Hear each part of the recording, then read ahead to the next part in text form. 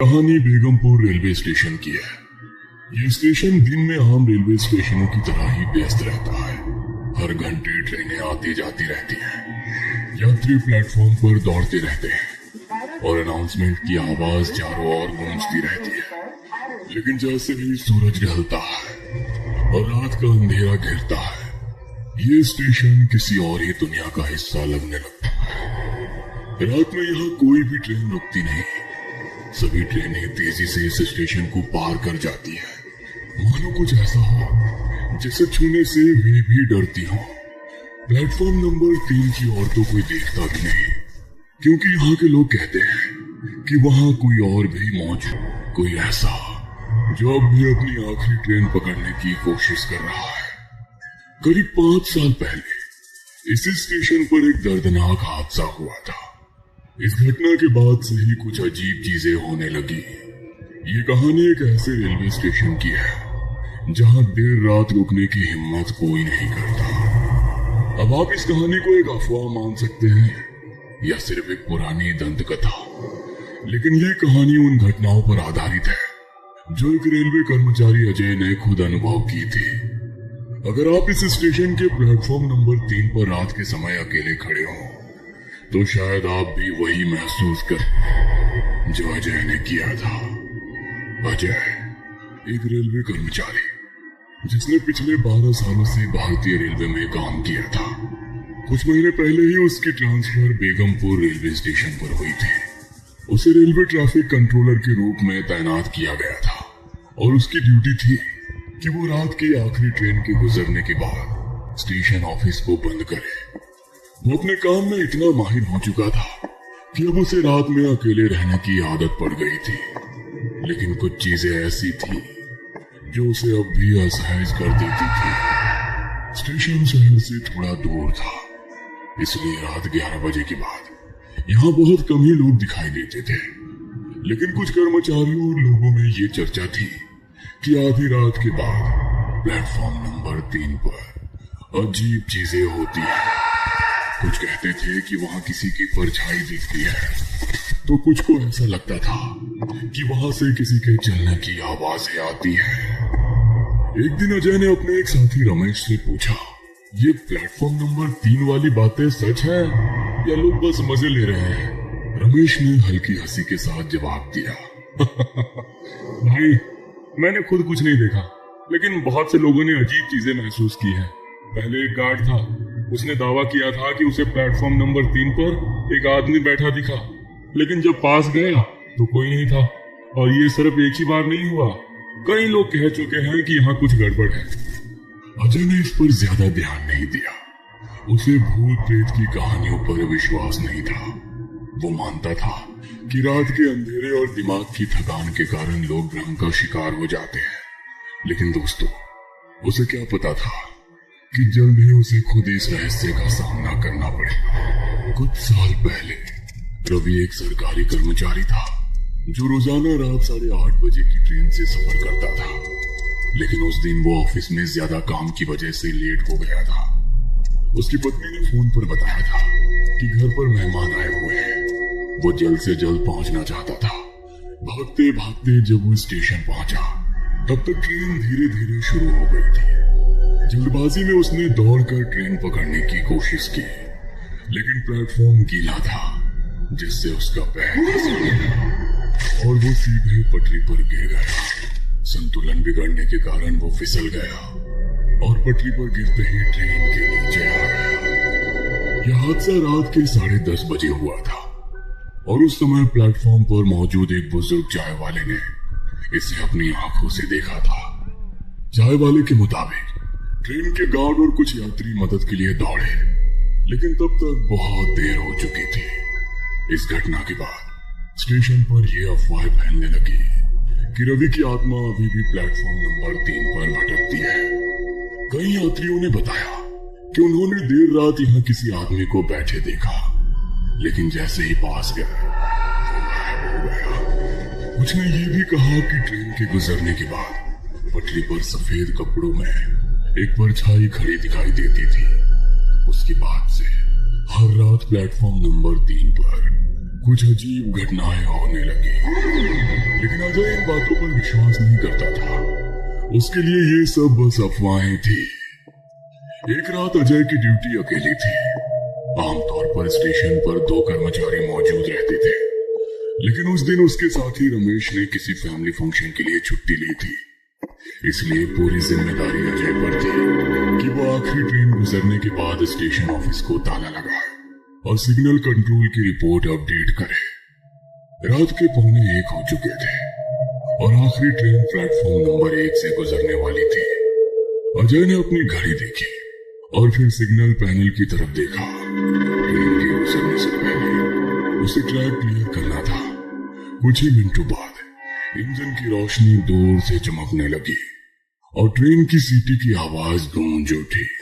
जैसे ही train station पार कर गई, अजय ने राहत की सांस ली। अब बस कुछ कागजी काम निपटाने थे और फिर वो स्टेशन की लाइटें बंद करके घर जा सकता था। उसने अपनी सीट पर बैठकर रजिस्टर खोला और ट्रेन की रिपोर्ट भरने लगा। लेकिन तभी उसे प्लेटफॉर्म नंबर 3 से किसी के बोलने की आवाज सुनाई देने लगी। पहले तो उसे लगा कि शायद ये हवा का असर है, लेकिन कुछ ही सेकंड में आवाज और स्पष्ट हो गई, जैसे कोई किसी से बातें कर रहा हो। उसने सीसीटीवी स्क्रीन पर नजर डाली, लेकिन वहां कुछ नहीं था। स्टेशन पूरी तरह सुनसान थे। फिर भी उसे ऐसा महसूस हुआ जैसे कोई उसे देख रहा हो। शायद मेरा दिमाग खेल रहा है, उसने खुद से कहा और अपने रिपोर्ट में ध्यान देने लगा। लेकिन जैसे ही उसने स्टेशन की लाइट्स बंद करनी शुरू की, प्लेटफॉर्म नंबर 3 पर एक परछाई दिखी। वो एक आदमी की आकृति थी जो बिल्कुल स्थिर खड़ा था। अजय ने टॉर्च उठाई और बाहर जाने का फैसला किया, लेकिन जैसे ही उसने प्लेटफॉर्म की तरफ कदम बढ़ाया, हल्की ठंडी हवा उसके चेहरे से टकराई। इतनी ठंड कहां से आ गई? उसने सोचा। जैसे ही वो प्लेटफॉर्म पर पहुंचा, वहां कोई नहीं था, लेकिन उसे ऐसा लगा जैसे अभी अभी कोई वहां खड़ा था। कि तभी अचानक उसे पीछे से किसी के चलने की आवाज आई। उसने पलट कर देखा, लेकिन वहां कुछ भी नहीं था। अब उसका दिल जोर जोर से धड़कने लगा था। इस पल को उसने अपने चारों तरफ नजर दौड़ाई, लेकिन स्टेशन पूरी तरह खाली था। ये सब मेरे दिमाग का भ्रम है। हाँ, अजय ने खुद को समझाने की कोशिश की, लेकिन अंदर ही अंदर वो अब डर महसूस करने लगा था। वो तेजी से वापस स्टेशन मास्टर के केबिन की ओर भागा और दरवाजा बंद कर लिया। अंदर आते ही उसने घड़ी देखी। रात के ठीक 1 बज चुके थे। उसने कुछ देर तक गहरी सांस ली और अपने काम में वापस जुटने की कोशिश की, लेकिन उसे ये एहसास होने लगा था कि जो भी हो रहा था वो सिर्फ उसका भ्रम नहीं था। कुछ तो था जो स्टेशन पर मौजूद था। इस रात की घटना के बाद अजय काफी परेशान रहने लगा। उसे यकीन हो गया था कि जो कुछ भी उसने देखा और महसूस किया वो सिर्फ उसकी कल्पना नहीं थी। उस रात के बाद से वो ठीक से सो नहीं पाया। जब भी वो आंखें बंद करता, उसे प्लेटफॉर्म नंबर 3 पर खड़ा वो साया याद आता। अगली शाम ड्यूटी के दौरान अजय ने अपने साथी रमेश से इस घटना का जिक्र किया। रमेश, कल रात कुछ अजीब हुआ था। प्लेटफॉर्म नंबर 3 पर कोई खड़ा था, लेकिन जब मैं पास गया तो वो गायब हो गया। मैंने किसी की आवाज भी सुनी। रमेश ने हंसते हुए कहा। अजय, रात की शिफ्ट में अकेले होते होते तेरा दिमाग खराब हो गया है। नहीं यार, मैं मजाक नहीं कर रहा। कुछ तो है वहां। तू भी तो यहाँ काफी वक्त से काम कर रहा है ना? क्या तुझे कभी कुछ अजीब नहीं लगा? रमेश थोड़ी देर तक चुप रहा, फिर बोला, सच कहूं तो मैंने कभी खुद कुछ ऐसा महसूस नहीं किया, लेकिन कई लोगों से सुना है कि प्लेटफॉर्म नंबर 3 पर रात में मत जाना। मैंने इसे अफवाह समझकर कभी ध्यान नहीं दिया। रमेश की बातें सुनकर अजय संतुष्ट नहीं था। उसने स्टेशन के आसपास के कुछ पुराने दुकानदारों से भी बात की। स्टेशन के बाहर चाय की दुकान चलाने वाले बुजुर्ग रामलाल ने कहा, बेटा, मैंने खुद उस रात रवि को ट्रेन में चढ़ने की कोशिश करते हुए देखा था और फिर उसकी दर्दनाक मौत। उसके बाद से कई लोगों ने उसे रात के वक्त स्टेशन पर देखा है। कुछ कहते हैं कि वो अब भी आखिरी ट्रेन पकड़ने की कोशिश कर रहा है। अब अजय को पूरा यकीन हो गया कि ये कोई मनगढ़ंत कहानी नहीं थी। अजय डर से बीमार पड़ने लगा और एक दिन ड्यूटी पर नहीं आया। रमेश उस रात नाइट शिफ्ट में अकेला था। उस रात करीब 1 बजे रमेश ड्यूटी कर रहा था जब उसे प्लेटफॉर्म नंबर 3 से अजीब आवाजें सुनाई दी। पहले उसने इसे नजरअंदाज किया, लेकिन जब आवाजें तेज होने लगी तो उसने हिम्मत जुटाकर वहां जाकर देखने का फैसला किया। जैसे ही वो प्लेटफॉर्म पर पहुंचा, उसे ठंडी हवा का झोंका महसूस हुआ। फिर उसे दूर एक बेंच पर कोई बैठा दिखा। कौन है वहां? स्टेशन बंद हो चुका है, रमेश ने जोर से कहा, लेकिन वो व्यक्ति नहीं हिला। रमेश ने टॉर्च लेकर उस पर रोशनी डाली और वो आकृति अचानक गायब हो गई। रमेश डर के मारे भागा और ऑफिस बंद करके घर चला गया। अगली सुबह वो अजय के घर गया। अजय, मैंने उसे देखा तो सही कह रहा था।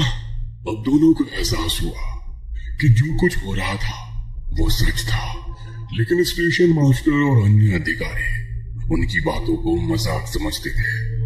धीरे धीरे अजय और रमेश की हालत बिगड़ने लगी। हर रात ड्यूटी पर जाना मुश्किल हो रहा था। उन्हें लगातार ऐसा लगता था कि कोई उनकी हर हरकत देख रहा है। कभी कभी तो टेलीफोन अपने आप बज उठता, लेकिन जब भी रिसीवर उठा तो दूसरी तरफ सिर्फ भारी सांसों की आवाज सुनाई देती। उनका मानसिक तनाव इतना बढ़ गया कि उन्होंने स्टेशन मास्टर से नाइट शिफ्ट बदलने की गुजारिश की, लेकिन किसी ने उनकी बात को गंभीरता से नहीं लिया।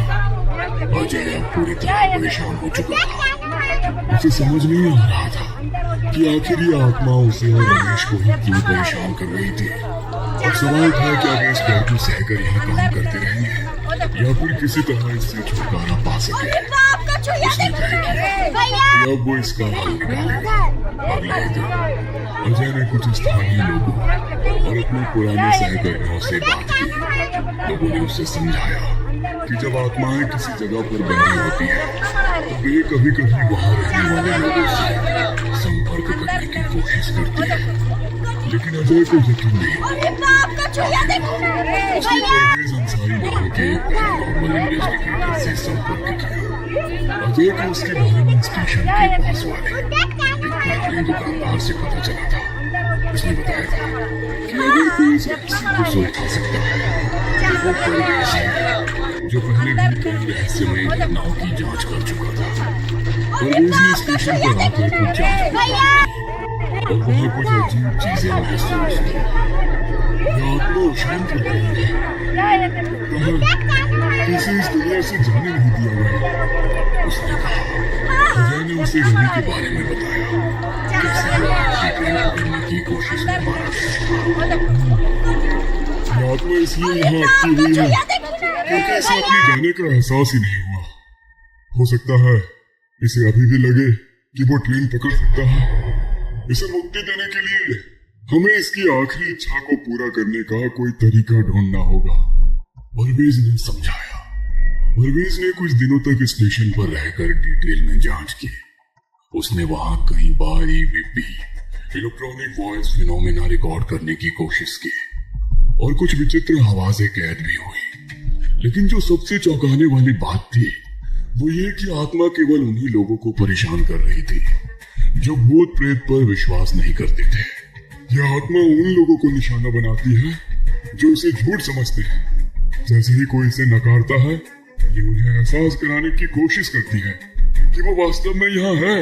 परवेज ने अजय और रमेश को समझाया। अजय को अब समझ में आया कि क्यों उसे और रमेश को ही ये सब अनुभव हुआ था। वे दोनों ही शुरुआत में इन चीजों पर विश्वास नहीं करते थे और हर घटना को दिमाग का भ्रम मानकर टालते रहते थे। लेकिन जैसे जैसे उन्होंने इसे नकारा, आत्मा ने खुद को और ज्यादा प्रकट करना शुरू कर दिया। उसने उन्हें बताया शायद अगर एक बार फिर ट्रेन रवि के लिए रुकती और वो उसमें चढ़कर अपनी यात्रा पूरी करता तो उसकी आत्मा को चैन मिल सकता है। परवेज की सलाह मानते हुए अजय और रमेश ने रेलवे के कुछ अधिकारियों और स्थानीय कर्मचारियों की मदद से एक योजना बनाई। वही समय चुना गया जब रवि की मौत हुई थी। अजय ने प्लेटफॉर्म नंबर 3 को तैयार किया और एक इंजन को वहां से गुजरने की व्यवस्था की, बिल्कुल वैसे ही जैसे रवि उस रात ट्रेन पकड़ना चाहता था। रमेश ने प्लेटफॉर्म पर धीरे से रवि का नाम लिया। रवि, तुम्हारी ट्रेन आ गई है, अब तुम जा सकते हो। जैसे ही इंजन की रोशनी प्लेटफॉर्म पर पड़ी, अजय और रमेश को एक परछाई सीढ़ियों से उतरती दिखी, सफेद कपड़ों में, धीरे धीरे ट्रेन की तरफ बढ़ती हुई। परवेज ने प्रार्थना शुरू की और सभी ने सिर झुका लिए। परछाई ने ट्रेन के पास पहुंचकर एक पल के लिए रुककर पीछे देखा, जैसे किसी को धन्यवाद कह रही हो, और फिर वो ट्रेन के भीतर समा गई। ट्रेन की सीटी बजी और वो आगे बढ़ गई। उसके बाद से प्लेटफॉर्म नंबर 3 पर ना कोई परछाई दिखी, ना कोई आवाज, ना कोई ठंडी हवा। स्टेशन का माहौल बदल गया था। वहां अब सन्नाटा नहीं, बल्कि एक अजीब सी शांति थी। अजय और रमेश ने भी राहत की सांस ली। वे जानते थे कि अब रवि अपनी मंजिल तक पहुंच चुका है। हर जगह की अपनी एक कहानी होती है, लेकिन कुछ कहानियां कभी खत्म नहीं होती। अगर आप किसी भी रहस्यमयी जगह पर हो और आपको कुछ असामान्य महसूस हो तो उसे नजरअंदाज मत करें। हो सकता है कोई आपको कुछ बताने की कोशिश कर रहा हो।